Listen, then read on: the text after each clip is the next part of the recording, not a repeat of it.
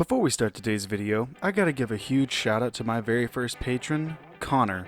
Thanks man, I really appreciate the support you're giving to the channel. Now let's get into the video. What is up my dashing dudes? I am the Hans TV, and today, I hope that y'all are ready for some entitled people, because guess what? We're diving back into r/entitled people. Our first post for the day comes from Sunny KL. The house next door is cursed. I've never had any trouble with any of my neighbors who don't live in the house next door on the side closest to my bedroom window. There have been 3 families who've lived there, and they've all been sucky entitled people with no respect for others. The most recent incident happened yesterday, and you might be able to tell from my tone, I'm still livid. Number 1, we were really bad at fireworks. Technically, they're illegal here, but whatever. That's not my problem with them. It's that they were terrible at setting off their illegal fireworks without catching something on fire. The fire department came on several occasions. I was terrified to not be home on holidays they considered fireworks mandatory to celebrate because they'd not call the fire department until things were out of control. By out of control, I mean my shed caught on fire. A couple of lilac bushes got destroyed, and lots of trees/leaves were burned up in the woods behind our houses. They refused to stop even after being forced to fix my shed and being fined by the local authorities multiple times. It wasn't just the 4th of July or various other birthdays/holidays to them without fireworks. They swore every time they'd been careful and it was just a fluke accident. Every single time. Clearly not careful enough, or I wouldn't be on a first-name basis with most of the firemen in my town. Number 2 had the nanny from hell. Their nanny didn't park in their driveway because it was taken up by a gigantic truck with a plow on it. She didn't like parking on the street because it was too far from the house and the driveway was steep. That was too much hassle to take the kids and their car seats all the way down to her car. Her solution? Park in my driveway blocking my garage, where my car resided whenever I was home. She'd also refused to move her car out of the driveway when she was blocking me in because it would be just a minute until she got the kids loaded up and into the car. She would say this even if the kids were clearly not dressed yet and eating breakfast in their underpants. There were also 3 kids to herd with 3 car seats that had to be installed in her car before they could go. This never took less than half an hour. Often it took longer as she had little control over the kids, and the oldest would toss tantrums about not wanting to go wherever they were going because he'd rather play video games. She never did anything to end the tantrums. She believed in letting them cry it out on my lawn while blocking my driveway. I tried a great many things. Appealing to the parents was of no use. It took them forever to find a nanny that didn't quit. Couldn't I just wait? It can't really take that long to load up the kids. Yes it did. I knew exactly how late they kept making me for work. The police were of no use because they took a solid hour or longer for non-emergency calls. A car blocking the driveway may piss off your boss when you're late for work, but it's not a police emergency. I even tried parking at the end of my driveway blocking it, but it was still shorter/easier due to the layout of the houses/driveways for her to park in front of my driveway and still block me in. All I ever got from the nanny and both parents was whining about how I didn't understand how hard it was to manage 3 kids because I don't have any. Any amount of complaining or arguing just made everything take longer. I even had a lawyer send a cease and desist letter, but they just stuck it inside my storm door as their response. No note, just gave it back. I could have sued, but damages would have been very hard to prove as I'm salaried and never lost wages. It wasn't worth the legal costs to try and probably fail to get more than legal costs back. Number 3 used my water and yard for noxious chemical craft projects. Our 3rd and final set of entitled neighbors moved in about 2 weeks ago. They seemed really nice at first and quite friendly. Then last night, this happened. A little context. I have mild asthma. It only gives me trouble if I get a chest cold of some sort or get near certain environmental things like smoke or noxious chemicals. I probably have 1 attack a year on average. Don't take any meds regularly, just have a rescue inhaler. So I got home late yesterday afternoon after an exhausting day at work. It's orientation time, so I'm working events all week with 1,000 plus confused/excited kids and the small percentage of attachment disordered parents who haven't left yet, who are more work than all the rest of the students and parents combined. All I want is to stuff some food in my mouth and take a nap. The food part worked out fine. A little context. My bedroom window faces the cursed house next door. Weather's nice this time of year, so I have window fans blowing fresh air into my house. At least usually, mid-nap, I wake up having massive trouble breathing. My throat and chest feel super tight, and I quickly identify this as an asthma attack. Bizarre, as that's never happened while I was sleeping before. But I bolted for wherever the hell I left my purse to find my rescue inhaler, as I like breathing. Once I'm breathing much better, I head back to the bedroom to lie down again, and notice a noxious chemical smell blowing in from outside. I quickly turn off the fan and leave the room. It's obvious to me this is what caused the attack.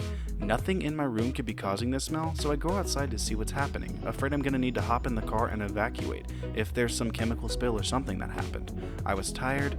Don't interrogate the logic of this too hard. The woman from the cursed house is right under my bedroom window with a portable table, bunch of chunks of wood, photographs, and some epoxy type crap. She's crafting. She's sticking the photos on the chunk of wood and layering them with gobs of epoxy to make whatever the hell that makes.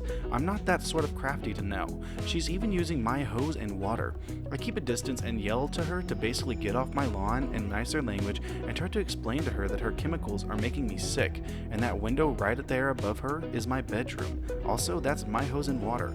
You don't have permission to use them. She apologizes, swears she's almost done, and goes on this long explanation about how her kids don't like the smell, so she can't do it by her house. Besides, it's just stinky, so it doesn't make you stop breathing.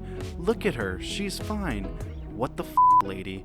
I inform her in no uncertain terms that she is not welcome to do it on my property either, because the chemicals trigger my asthma. She refuses to believe me because I was talking to her just fine. She says as I'm standing there clutching an inhaler. I try to repeat that no, she can't do this, when she demands to know where she can then, because she can't get the chemicals around her kids. Now, I should explain that we live in a neighborhood where the minimum lot size is a half acre and most houses have more land, some significantly more. I point out the size of her lot to her and she gets all indignant about how she needs to access water. That's not your water, lady, and maybe get a hose. After pointing that out, I demand she move her stuff right then. She refused. It would ruin her art. She actually called pouring epoxy on photos art. Whatever, I don't care about her damn art. I care about my hurting lungs and getting this away from my house so I can air it out and have a prayer of sleeping in my own bed that night. She was very offended that I had no concern for her art. It involved pictures of her dead pets. How dare I? We're not interrogating that any further. I gave up arguing with her shortly thereafter and informed her that she needed to be off my property within 5 minutes or I was calling the police. She moved her yelling at me about how I was ruining the finish and how much money/time it would cost her to redo it all. Like, seriously? This was outdoors. How was that finish not getting leaves and in it already? It was windy out and the area is heavily wooded. Now it's the next day. I have no idea what's next with this nut, but I'm not imagining good things. That house is cursed. 3 Karens in a row? Damn, that house must be cursed. Our next post comes from me and my sped cats. Woman almost hits her own kid and blames the bus driver. Okay, this is my first post and I'm on mobile. Do roast me in the comments. For some background, my bus driver is a very nice lady, but will put her foot down when she needs to.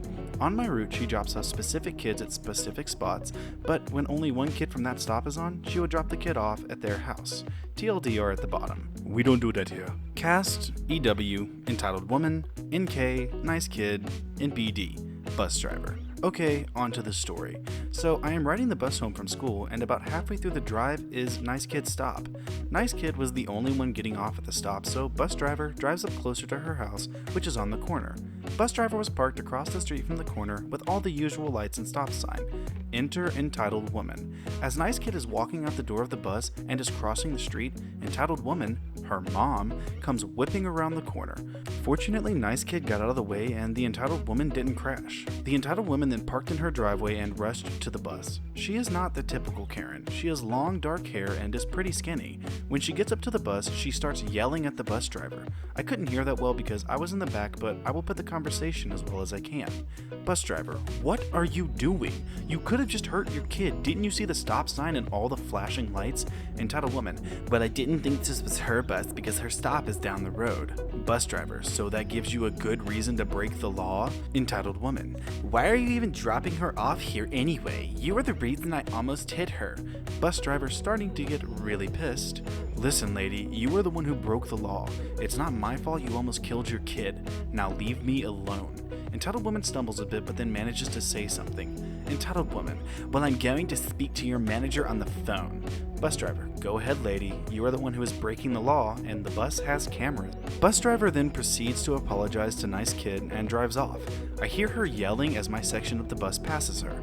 bus driver said they will no longer drop nice kid off closer to her house. I feel bad for her because she is the only one excluded from her kindness, all because of her mom. Anyway, I hope you guys enjoyed. This happened only about an hour ago, so it is still fresh in my mind. Our final post for the day comes from Throwaway113R. I had to quit the job I loved because a coworker didn't like that I looked at her. Hang on, friends. This is going to be a long one. So, I used to work in a daycare in the 1-year-old room and had worked there for a little over a year when the girls started. Let's call her Shayna. Shayna didn't work in my classroom, but she worked in one directly connected to mine. To give a bit more context, the daycare is set up basically like a rectangle. If you want to get to a classroom at the back of the building, you had to walk through all the other classrooms on that side of the building. My classroom was in the corner at the back of the building. It was also the only classroom completely separate from all the others, so while the other classes only had half walls and gates separating them, my room was completely closed. This meant for my entire 8-hour shift, I only spoke to adult maybe 4 times a day. I had a co-teacher at one point, but they were moved because we had become short-handed, so I often glanced out the window that was in the door separating me from the rest of the building. I did this to try and regain some sense of sanity after spending hours in contact with 1-year-olds. The issue started when she had asked to borrow a couple of chairs. I said sure and gave them to her in the morning, around 8 a.m. Around 4 p.m., 30 minutes before I clock out, I asked if she was done with the chairs and if I could have them back. She looked at me like I was stupid and just told me that no, she's not done with them. I said okay and went back to playing with the kids. A couple minutes later, Shayna opens my door and slams the chair on the floor in my classroom, causing a couple of the babies to flinch. Then she slammed the door. I just took a deep breath and put the chairs away. I then got a call on the phone system from the main office. Shayna had told them that I demanded the chairs back even though she said that she was using them. I told them that she did tell me she was using them, and I had said okay. I didn't need the chairs, I just wanted to make sure everything was accounted for in my classroom, because I was about to clock out. I told my boss that it was probably a misunderstanding and gently placed the chairs back in her room. When I did this, Shayna looked up at me, rolled her eyes, and said, "Oh, so now I can have the chairs. Why don't you just keep them if they're so precious to you?" I wish I was making this up. I took a deep breath and closed the door. She took that as a personal offense. That was a Friday. The following Monday, I was informed that I was going to continue to be on my own with 4 1-year-olds for a while because they were having trouble hiring new people. I wasn't happy about this, but it was fine. The only issue was that 8 kids were registered in that class, meaning that in order to stay in the proper ratio, I had to push 4 kids out into other classes. The youngest 2 into the younger toddler's room and the oldest 2 into the 2-year-old room, where Shayna was.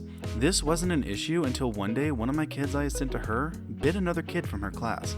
He was sent back to me and I gave her a different kid.